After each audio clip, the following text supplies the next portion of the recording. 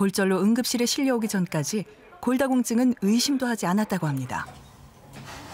침대에 앉았다가 일어나다가 다리가 푹 부러져 무릎이 푹 부러져갖고 그냥 넘어졌어요. 골다공증한테 있고 뭐 그런 거 몰랐는데 그러고 그냥 침대에 내려오다가 그냥 푹 쉬어져갖고 다친 거지. 골밀도 검사 결과 박인자 씨의 골밀도 점수는 T-3.6.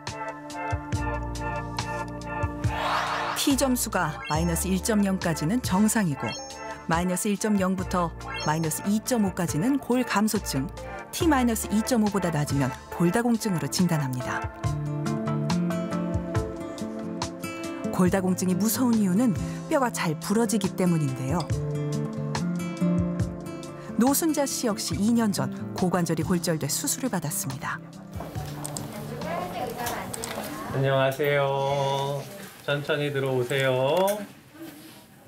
걷는 연습은 많이 하고 계세요? 운동 너무 많이 하세요. 아, 너무 많이 하세요? 예, 좋습니다. 경로당에서 넘어진 후 심각하게 부서진 고관절.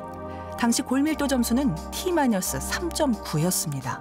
이렇게 아예 골절되어서 이 위쪽의 근위부 골편과 이 원위부 골편이 서로 분리되어 있음을 확인하실 수가 있고 굉장히 분쇄도 심하고 골질도 안 좋은 편이시긴 했지만 내고정물로 잘 고정이 된 케이스이고 지금 수술하신 지 2년이 지난 시점에까지 잘 거동을 하고 계셔서 지금은 어느 정도 안정화됐다고 보실 수는 있겠습니다. 다행히 수술이 잘 돼 다시 걸을 수 있게 됐지만 노순자 씨의 삶은 골절 이후 완전히 달라졌다고 합니다. 넘어질까 무섭고 그러니까 저한테 갖고 다녀야지. 건강했는데 사실 건강한 게 아니었던 것 같아요. 뼈가 이렇게 좀 약해졌다는 거를 못 느꼈는데 아 그게 그러니까 정기적으로 이렇게 검사를 하고 했었어야 하는 건데 그걸 좀 못한 게 조금 아쉽고. 골다공증 검사를 받으러 병원을 찾은 한경자 씨도 3년 전 고관절 골절 수술을 받았습니다. 네, 우리 어머니 쭉 들어오시고 보자마자. 고관절뼈가 부러졌을 당시 한경자 씨의 골밀도 점수 역시 T-3.9. 심하게 그러니까 이렇게 돌리는 거 있죠. 그걸 이렇게 돌리는데 이렇게 뒤로 발렁 넘어졌으니까는 심하게 넘어졌어요. 네, 넘어졌으니까 움직이지도 못하겠다고 너무 아파가지고 여기 건드지도 못하고. 검사 결과 한경자 씨의 고관절은 부러졌고 그 주변 부위에도 많은 금이가 있었습니다.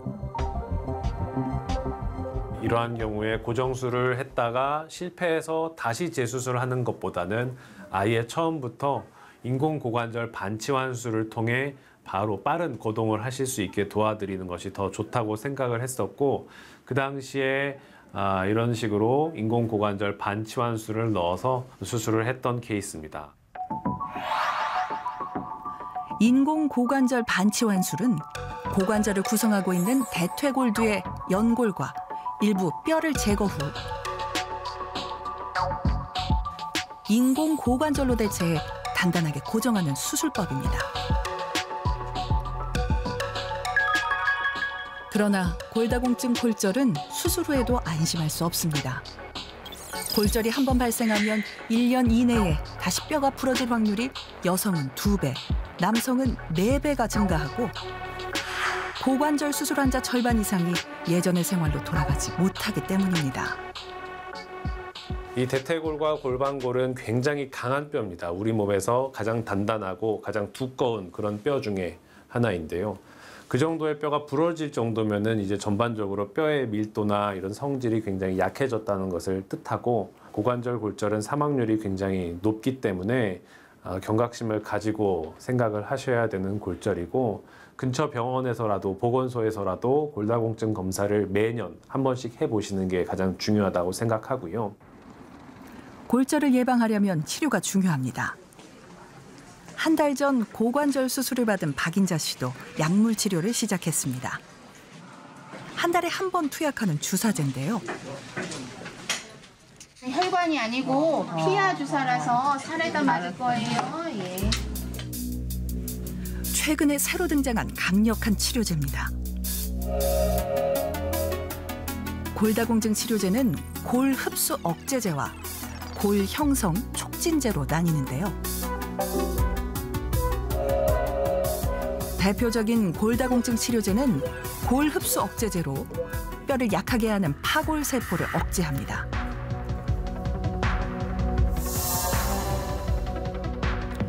반대로 골 형성 촉진제는 뼈를 생성하는 조골 세포를 늘리는데요. 새로운 치료제는 골 형성 촉진에 작용합니다. 골다공증 골절 환자 한경자 씨 역시 새로운 치료제를 1년간 사용 후 지금은 6개월마다 골 흡수 억제제를 투약하고 있습니다. 골다공증 꾸준히 치료하면 뼈가 다시 튼튼해집니다.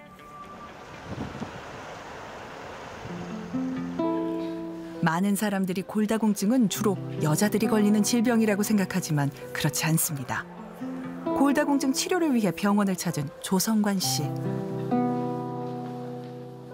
운동 갔다 오다가 그 자전거가 그냥 와서 들이받아가지고 학생이 그래갖고 핸드폰 들고 책 하나 읽고 또 자전거를 한 손으로 이렇게 타다가 이걸 보문성냥 갖다 들이받은 거예요. 그래가지고 벌렁 넘어졌어요. 그날의 사고 이후 조성관 씨의 척추뼈 3개가 한꺼번에 부러졌습니다. 골밀도 검사를 해보니 T점수는 -5.5, 뼈도 매우 약한 상태였습니다.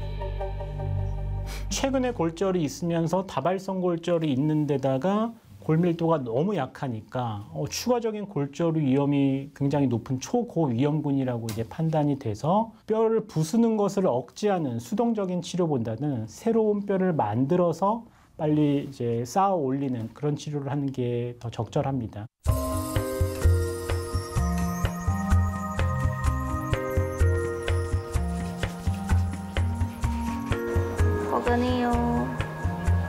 그 후 3년 동안 적극적으로 골다공증 치료를 받아온 조성관 씨. 약물 치료 후 조성관 씨의 골밀도는 20% 이상 상승했습니다. 치료 전에 비해 등도 많이 펴졌다고 합니다. 우리의 몸은 50세 이상이 되면 신체 노화에 따라 뼈의 양이 줄어듭니다. 여성의 경우는 폐경기를 맞이하며 급격한 골 소실이 시작되기 때문에 골다공증 유병률이 남성보다 높지만 골 감소증은 남성과 여성의 유병률이 비슷합니다.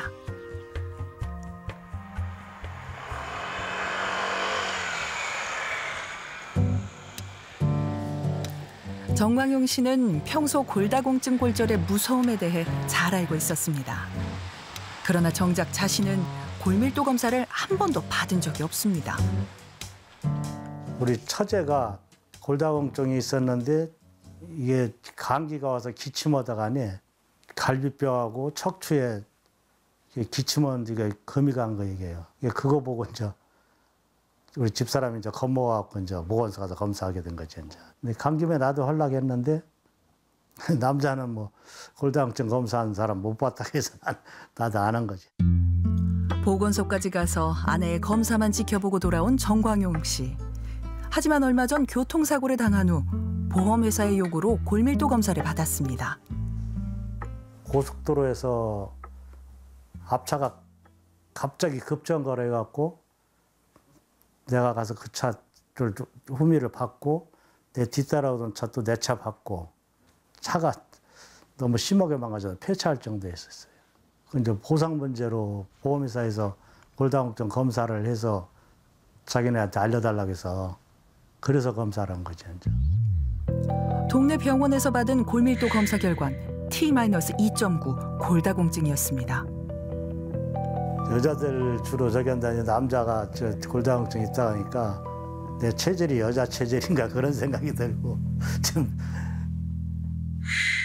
골다공증이 여성만 걸리는 그런 병은 아니죠? 우리가 여자분들이 폐경이 되게 되면 여성 호르몬이 급격하게 감소되니까 뼈에 취약할 수밖에 없지만 남자들도 골다공증에서 자유로운 것은 아닙니다. 특히 70세 이상 남성 같은 경우는 20%가 이미 골다공증이 있고 골 감소증까지 포함을 한다 그러면 약 70%가 골절 위험에 노출되어 있습니다. 골다공증의 유병률은 여자보다 적지만 일단 한 번 발생을 하고 골절이 생겨버리면 1년 내 사망률은 훨씬 높거든요. 아니, 제작진들이 이렇게 골다공증 환자들을 만났는데 공통적으로 하신 말씀이 있어요. 다리에 힘이 없다. 다리가 아팠다. 이게 골다공증으로 인한 뭐 공통적인 증상인지. 노인들은 골다공증뿐만 아니고 퇴행성 관절염도 같이 오는 경우가 많기 때문에 아마 그러한 혼동이 있을 것 같은데요. 사실은 통증 증상 자체와 골다공증이 직접적인 연관이 있다고 보기는 어렵습니다.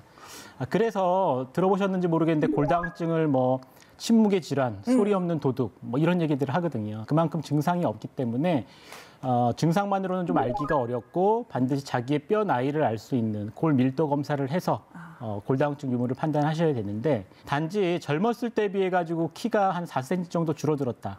이상한 일이거든요. 척추 골절이 있다든지 해서 이렇게 압박골절이 있으면 키가 또 줄 수도 있기 때문에 4cm 정도 좀 정밀하게 검사를 해보셔도 좋을 것 같습니다. 주로 많이 좀 골절되는 부위가 있을까요? 골다공증성 골절로 많이 부러지는 부위가 잘 알려져 있는데요. 하나가 척추 중에서도 요추 부분이 해당을 하고요. 다른 한 부위는 고관절입니다. 그 두 부위가 골절이 잘 발생하고 그리고 골절이 발생했을 때 합병증 발생률이 굉장히 높기 때문에 그 두 부위를 열심히 측정을 하고 저희가 계속 지속적으로 관찰을 하고 있고요. 오죽하면 암보다 더 무섭다 이런 표현까지 하는데 고관절 골절이 왜 이렇게 무서운 걸까요? 첫 번째는 고관절 골절이 되면은 일단 자립 생활이 힘들어집니다. 고관절이 골절됐기 때문에 걸을 수가 없고 걸을 수가 없으면은 수발이라든지 이런 것들을 전적으로 남들한테 의존할 수밖에 없게 됩니다.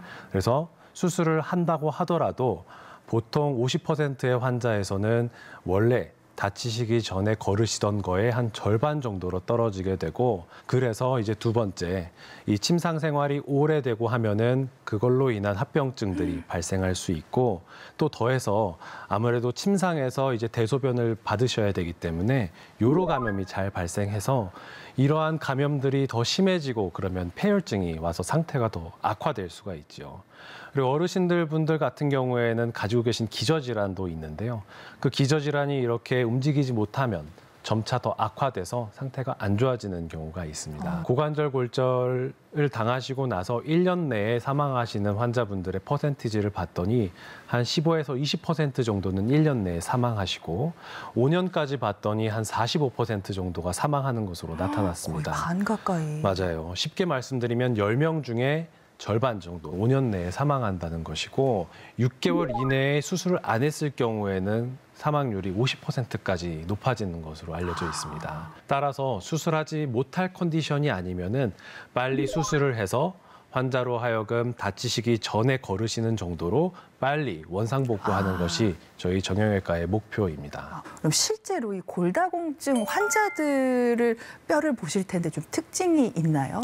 골다공증이 굉장히 심한 환자분들의 뼈는 바깥에 피질골이라고 하는 굉장히 단단한 뼈가 있습니다. 이 단단한 뼈가 굉장히 얇아져 있고 정말 심한 환자분들 같은 경우에는 계란 껍질처럼 얇아져 있는 환자분들도 있어서 수술할 때 저희가 그 부분들을 굉장히 유념해서 가야 됩니다. 저는 강조드리고 싶은 것은 우리가 성장기를 거쳐서 골밀도가 20대의 정점에 이를 때까지 영양 섭취도 제대로 하고 운동을 해서 그렇게 최대 골밀도를 올릴 때 최대한으로 늘려놓는 것이 중요하다고 생각합니다. 그렇게 젊었을 때 뼈를 저축해 놔야지 나이가 들어서 이제 뼈가 나빠졌을 때 뼈 건강을 유지할 수 있다. 이걸 좀 강조드리고 싶습니다. 요거 T점수 알려고 검사하러 가려면 내과를 가야 되는지 정형외과를 가야 되는지 어디로 가면 될까요?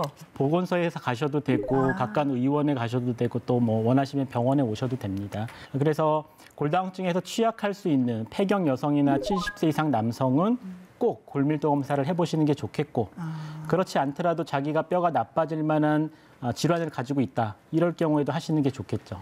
얼마나 자주 하면 될까요? 만약에 T점수가 마이너스 2.5보다 낮다는 건 이제 골다공증이 있다는 것을 의미하는 건데 그러면 우리가 약제 치료를 하면서 약제에 대한 반응을 봐야 되기 때문에 매년 골밀도를 하는 것이 좋고 이제 마이너스 2.0보다는 더 좋다 하면은 한 2년에 한 번 정도 하시는 것을 추천드립니다.